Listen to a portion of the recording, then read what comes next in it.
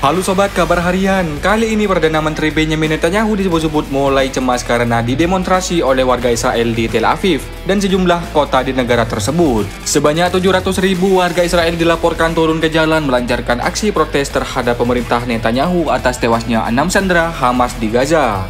CNN melaporkan bahwa salah satu pejabat Israel yang enggan diungkap identitasnya mengatakan bahwa Netanyahu semakin khawatir didemo oleh ratusan ribu warga Israel. Demonstrasi tersebut juga mendesak pemerintah Israel agar segera dilakukan negosiasi untuk mencapai kesepakatan dengan Hamas terkait pembebasan warga Israel yang menjadi sandera.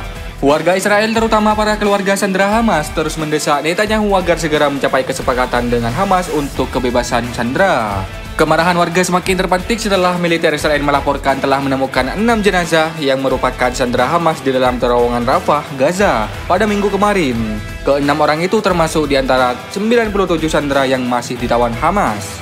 Ratusan ribu warga pun segera turun ke jalan untuk meluapkan kemarahan mereka terhadap Netanyahu yang dianggap gagal membebaskan sandera di Hamas. Lebih dari 100.000 warga Israel berunjuk rasa di sejumlah kota untuk memprotes serangan militer ke jalur Gaza, Palestina. Demonstrasi itu digelar pada Senin di sejumlah wilayah termasuk Tel Aviv dan Yerusalem seiring dengan memuncaknya amarah warga atas keputusan pemerintah Perdana Menteri Benjamin Netanyahu.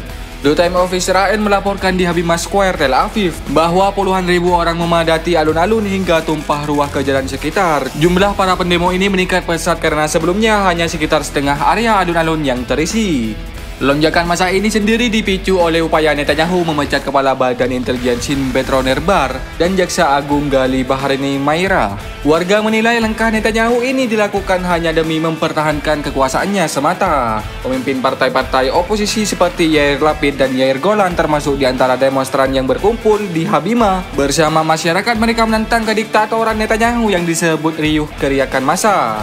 Sementara itu di Hostek Square, publik berkumpul untuk panggilan forum sandera dan keluarga hilang. Masa memprotes tindakan pemerintah menyerang kembali Gaza sehingga merusak kesepakatan gencatan senjata. Warga utamanya khawatir serangan Israel akan membahayakan nasib mereka yang masih disandera.